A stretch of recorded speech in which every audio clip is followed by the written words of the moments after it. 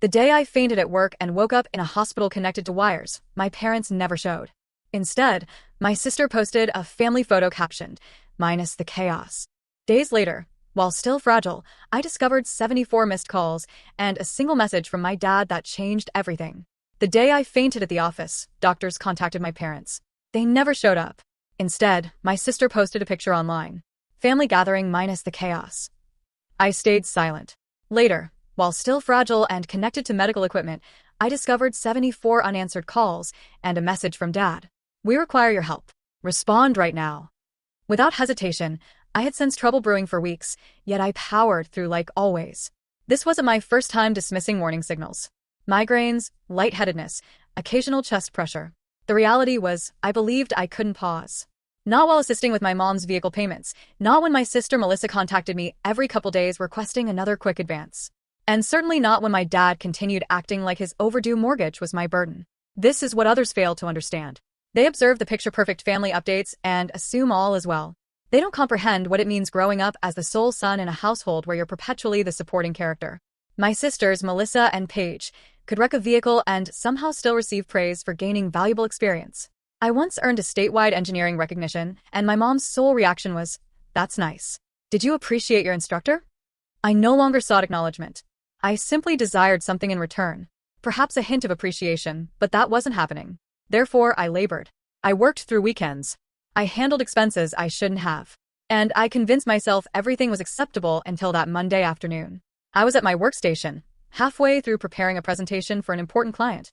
I recall standing to retrieve a document from the printer, then darkness. Complete blackness.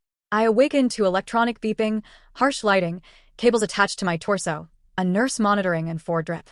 It felt surreal, like scenes you imagine only occur in films, but it was happening, and it wasn't anxiety or dehydration or fatigue. It was a genuine cardiac emergency. The physician explained it could have ended worse if I hadn't collapsed right there at work. Someone immediately contacted emergency services. My colleagues were why I survived. The hospital team was amazing, compassionate, skilled, and when they noticed I had nobody beside me hours afterward, they mentioned they'd already reached my emergency contacts, my parents. I waited. I waited 2 full days. Nothing. No messages, no visits, no calls. Then on day 3, I woke from sleep and checked my device, thinking perhaps the connection had failed. Only one alert existed, a social media tag. It came from Melissa, an image of her, Paige, and our parents, all grinning, seated around a picnic table near the water. My mom had even prepared her famous deviled eggs. The description struck me harder than the collapse itself. Family gathering minus the chaos. And yes, they included me like some private joke, like I wasn't barely alive in a medical facility while they enjoyed themselves over potato salad. I didn't react. I gazed at the display until it darkened. Something broke within me that moment. Not loudly or angrily, but quietly and permanently, like a barrier ceiling with no plan of ever reopening. I continued healing gradually. The doctors monitored my condition and conducted examinations. I barely communicated unless necessary. And still, not one word from my family until 4 days passed. I woke to 74 missed calls and a text from my father. "We require you. Answer right now." No apologies. No concern for my well-being. Just those demands. I don't know what I expected, but I didn't hesitate. I sat up, still fragile, still connected to machines, and without second thought I dialed back, but not to them. I contacted someone else. I stared at my father's message for perhaps a full minute. "We require you. Answer right now." 4 days of silence. 74 missed calls, but that's how they approached it. Not asking about my condition. Not checking if I was alright. I felt no panic. I felt nothing. Just the kind of hollow stillness that replaced whatever emotions used to surface during such moments. Then I remembered a contact. A number I hadn't used recently. One saved under a name I never removed. Grandpa. I hadn't reached out in months. Not because we weren't connected, but because I understood his feelings about the rest of the family, and I'd been too ashamed to admit he was correct again. But that morning I called him. He answered on the second ring like he'd been expecting it. Didn't inquire about my health. Just asked which medical facility. That was all. No delay, no interrogation, no passive-aggressive silence. Just immediate response like I was important. That was something I hadn't experienced in years. He arrived 40 minutes later. Somehow appeared exactly identical. Same worn jacket. Same timepiece he'd owned since my childhood.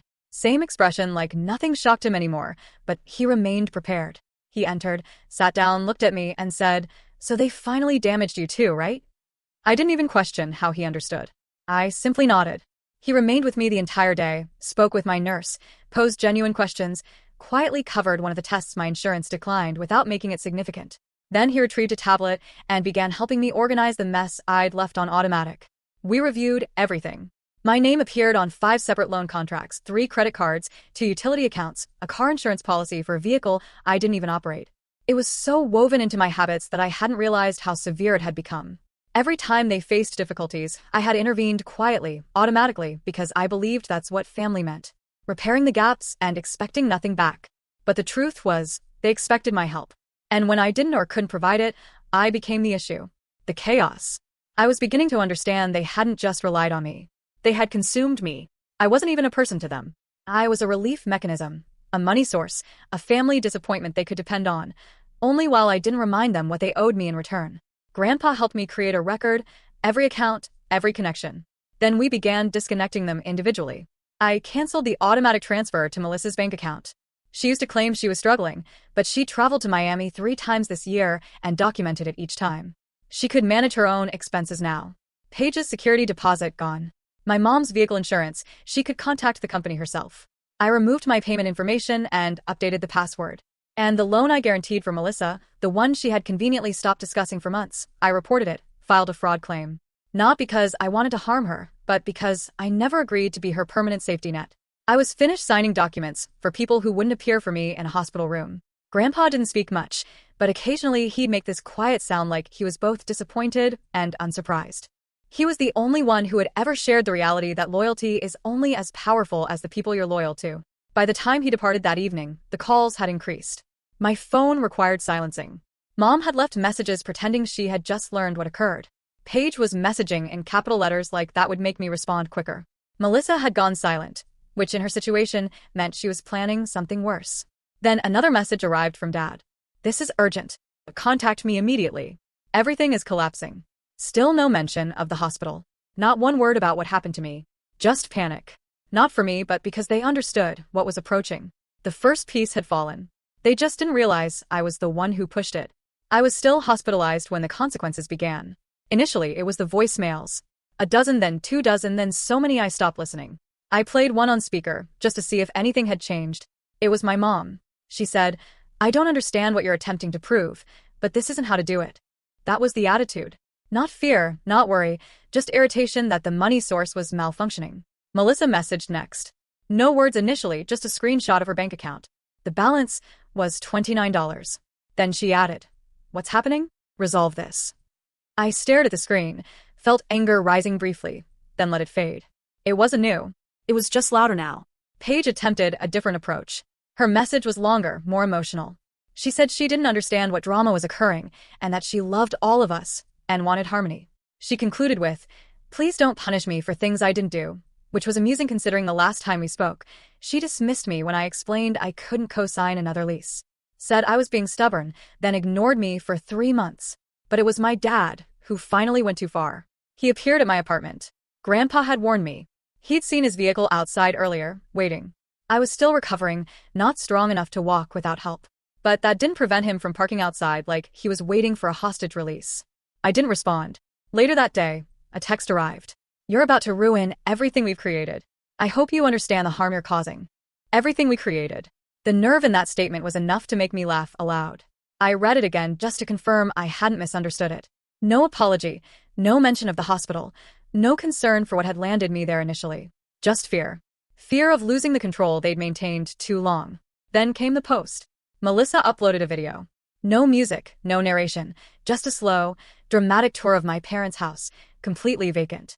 Not just cleared out vacant. Evicted vacant. Front door open wide. Living room stripped. Dining table missing. Even the window treatments had been removed. The caption read, They took everything. And guess who enabled them? I watched it once, then opened my banking app, accessed the mortgage. It had defaulted again. They'd used the equity to settle Melissa's credit card debt and finance Paige's online business venture, a candle company or clothing boutique, I can't recall. It failed within 2 months. None of the money had gone toward the mortgage. I had cautioned them last year just once that if they didn't manage it better, I was out. They didn't believe me. So when I left, the bank stepped in. Grandpa was present when I found the documents. I didn't speak initially, just scrolled, showing him the balance, the penalties, the notices I never received because they had gone directly to my parents' address. He nodded once. Then he made several calls. One to his attorney, another to an old friend in estate planning.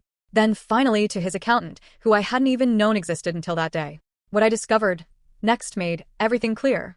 My family hadn't just leaned on me. They'd been quietly approaching my grandfather too, especially after he retired. Paige had taken him to brunch twice, something she never did. Melissa brought him a Christmas present last year for the first time in a decade. Mom hinted during one of their conversations that he should start considering what's fair. He saw it all approaching, had prepared accordingly. Every asset, every trust, every property he owned, he had already transferred it not to punish them, but to protect it from them. And now he moved most of it under a new name. Mine, not as a gift, not as a reward, but because I was the only one who hadn't requested it. I had proven painfully and clearly that I could survive without it, that I didn't feel entitled to receive it. And, in his words, that made me the only one deserving of it. That night, Melissa appeared at the hospital. She wasn't on the approved list, so security didn't allow her entry, but I saw her through the window. She was pacing the parking area, phone in hand, clearly speaking to someone, probably Paige. She wore sunglasses even though it was getting dark, like she was preparing for a confrontation that never occurred. She left after 15 minutes. I figured that was the conclusion. Then a final message came through an hour later. If you don't fix this, I swear you'll regret it. No emojis, no hearts, no hashtags, just that sentence. And it didn't impact me the way she thought it would. I didn't feel threatened or scared or trapped. For the first time, I didn't feel anything. I had stopped trying to be the son, the brother, the fixer. Now I was just free. It began with a knock at the hospital room door. I assumed it was a nurse. It wasn't. A staff member entered looking slightly uncomfortable and said, "There's a woman downstairs claiming to be your medical proxy. She says she's your sister and needs to speak with your doctor immediately." I stared at her, confused initially. I hadn't listed anyone from my immediate family as an emergency contact. Just my grandfather. I asked who it was. She checked her notes. "Paige." I almost laughed. She hadn't messaged me in days. Hadn't visited. Hadn't even acknowledged I was in a hospital until I cut off her rent assistance. And now she was trying to speak for me. I told them no one was authorized. The hospital agreed and had security escort her out without letting her anywhere near my room. I thought it was just her being dramatic. I was wrong. A few hours later, Grandpa walked in holding a manila envelope. He dropped it on the bed and sat down.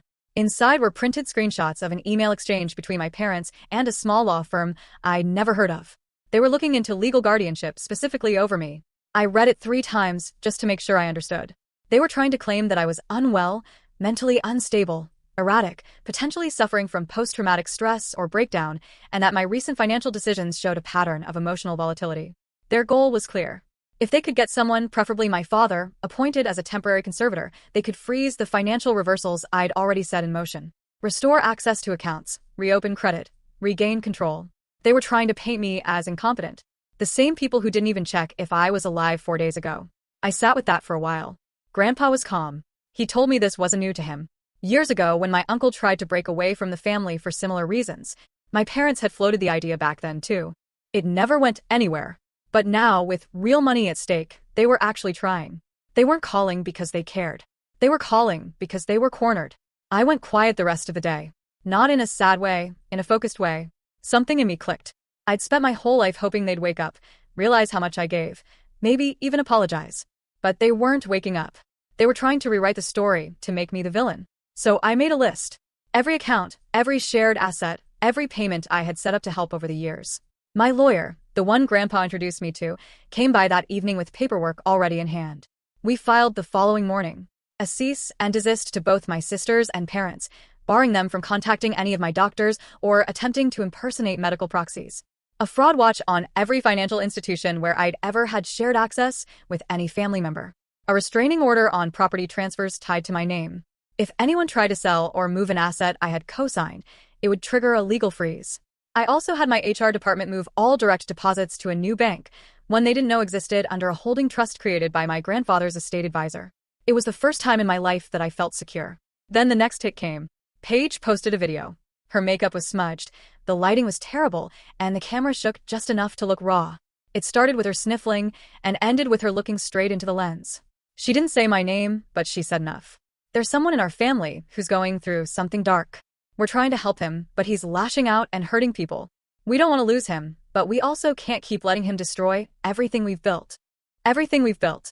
It was that same phrase again, like I had just wandered into their empire and flipped the lights off. The video took off fast. Her friends started commenting. Cousins I hadn't spoken to in years sent cryptic texts. Even one of my old coworkers reached out asking if everything was okay. Melissa reposted it with a heart emoji and the words, "We're all praying for peace." Peace. After they tried to take control of my life, my money, my health, they weren't praying for peace. They were praying I'd fold, but I didn't. Instead, I posted something of my own. Just a single photo. Me sitting up in the hospital bed, next to my grandfather. Nothing dramatic, no long caption, just sometimes silence isn't weakness. It's restraint. No hashtags, no tags, no drama. But I knew it would get back to them, and it did. 2 hours later, Melissa called. I didn't answer. She called again, then Paige, then my mom. All missed calls. Then came a final text from my father. We didn't want it to come to this. You're forcing us to do things we never wanted to do. They still didn't get it. They still thought they were in charge, but they had no idea what was coming next. The letter came 2 days later, hand-delivered to the hospital, sealed in a crisp, white envelope. I opened it, thinking maybe they were reaching out with something human. Instead, it was legal. A notice of intent to pursue emergency conservatorship over me. I read it twice before I said anything. They were claiming I was mentally unfit to handle my own finances, that my recent erratic behavior, meaning the act of cutting them off, was proof that I was spiraling. The letter cited emotional distress, inability to meet obligations, and concerns from immediate family about my mental stability following a cardiac event. They were trying to take everything officially. I called my lawyer right away. He wasn't shocked. Said this wasn't rare in messy families, especially when someone breaks the cycle of dependence. He told me they were hoping to file an emergency petition before I could appear in court. If they timed it right and I missed the window to respond, a judge could temporarily grant it. What they didn't know was that Grandpa and his legal team had already moved. We filed a preemptive response with notarized statements from my doctors confirming I was mentally stable and in full command of my decision-making. We submitted proof of income, communication logs, and a letter from my employer stating I'd voluntarily taken time off and was still actively employed. The hearing was canceled before it even made it onto the court docket. They had nothing. Their lawyer withdrew quietly, probably realized he'd been fed a family sob story and didn't want the professional blowback. But that didn't stop the smear campaign. I started getting weird texts from old acquaintances. A girl I dated years ago messaged me saying she was sorry to hear I was struggling. A former coworker emailed, asking if I needed a hand getting back on my feet. That's when I realized they were trying something else now. Shifting the narrative, turning my hospitalization into a breakdown, painting my silence as proof that I'd gone off the deep end, framing themselves as the only ones trying to help. And it might have worked if not for how sloppily they went about it. Melissa couldn't keep her mouth shut. Paige couldn't resist the attention. She posted another video. This time, full production, emotional lighting, piano music in the background, soft filter. She talked about how mental illness doesn't always look how you think, how some wounds are invisible, and how she just wanted her brother back. She never said my name, but she didn't have to. Her followers picked it up instantly. The comment section was full of sympathy. Messages like, "You're so strong. Praying for your family. He's lucky to have you." Then one comment changed everything. Someone posted a screenshot of Melissa's old caption, "Family Day, without the drama," with a side-by-side of Paige's crying video. The caption said, "So, where was all this concern when he was actually in the hospital?" It exploded. Comments flipped. Sympathy turned into outrage. People started digging into Melissa's past posts, into Paige's business accounts, into my dad's old public-facing job. What they found wasn't pretty. Melissa had tagged me in that Family Day post while I was in the ICU. Paige had tweeted 2 years ago about freeloaders who fake trauma. My mom had posted a birthday dinner photo just one day after the doctors had contacted her about my collapse. It all resurfaced. Jen, an old high school friend I hadn't seen in years, reached out. Said she was working in media now. She remembered how things were with my family back then, how off it always seemed, even when we were teenagers. She said the internet would only let the lies go so far. And it didn't. People started asking real questions. Paige's little online boutique got review bombed. Customers demanding refunds. Influencers quietly dropping her from collaborations. Melissa's sponsorships vanished within days. A brand she'd worked with unfollowed her after tagging her in an apology post. Even my dad's workplace got pulled in. One of his clients had seen the viral threads and brought it up during a meeting. He got defensive. HR was notified. By the end of the week, he was placed on leave. Then they let him go entirely. Everything they'd built on the backs of lies and entitlement was crumbling in front of them. That's when my mom finally broke her silence. She sent a single text. "Please, can we talk?" No guilt trip, no defense, just those 5 words. I stared at it for a long time. I didn't feel satisfaction. Not really. What I felt was distance, like the words came from someone I used to know in a life that no longer existed. I didn't reply. Instead, I opened my notes app, started listing out the things I still needed to cut, cancel, and close. They had finally gone too far. Not just with me, but with the story they were trying to sell to everyone else. And they still didn't understand the one truth they never bothered to consider. I wasn't angry. I was just done. I thought they'd give up after the conservatorship attempt failed.